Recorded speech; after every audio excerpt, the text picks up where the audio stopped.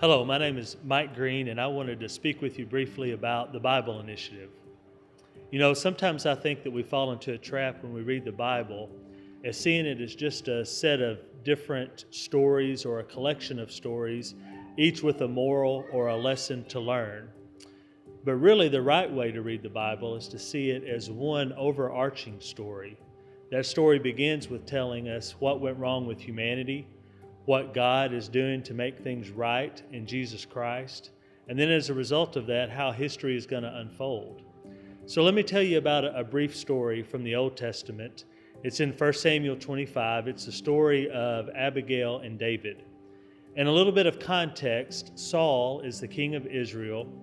He's a bad king, and he knows that he's going to be replaced by David. And Saul is upset about that. He's bitter and he's angry, and he's constantly pursuing David, trying to take David's life. And so David is on the run. He's tired. His men are tired. He's in the wilderness. And so he encounters this character named Nabal. Nabal is a wealthy man, and David provides some protection for Nabal and his men in hopes that Nabal would give David's men some food, maybe some rest and some comfort from their constant pursuit from Saul. And so David makes this request of Nabal, hey, we provided you some protection. Can you help me and my men?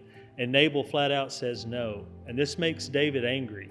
And David takes up his sword, and 400 of his men take up their sword, and they go to pursue Nabal and his family with the intent to destroy that family.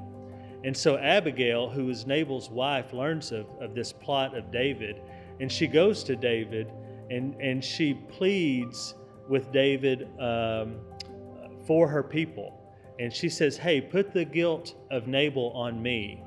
And so what Abigail did was very bold and courageous. She faced the wrath of David and his men, and her actions ultimately resulted in their people living. They were saved, so to speak. And so we could look at the story of Abigail and David, and we could say, well, hey, we need to be courageous and bold like Abigail, or have wise words like Abigail. But the right way to interpret and read that story is to understand that Abigail is a shadow of Christ. So Christ left heaven, he came to this earth, he put on flesh with the sole purpose of going to the cross to face God's wrath so that you and I could be saved. And so that's the better way to interpret and to read that story. So in the Bible Initiative, we're going to start with Genesis, and we're going to go all the way through Revelation, and we're going to see how the Bible is one grand story really about what's gone wrong with us, what God has done to make that right in Jesus, and then how is history going to unfold as a part of that. So let me read you one passage just to help clarify that. Jesus encounters some disciples in Luke chapter 24 that were discouraged with Jesus' death.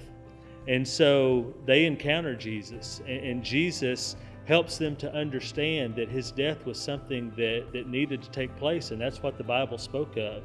So he opens up the scriptures, and he says in Luke 24, verse 27, then beginning with Moses and all the prophets, he interpreted for them the things concerning himself in all the scriptures. And so that's what we're going to do. We're going to start this Sunday at 4:30 in the fellowship hall. We're going to open up the scriptures and show how the scriptures point to Jesus and what he's done for us. So we hope you can make it. We'll see you this Sunday.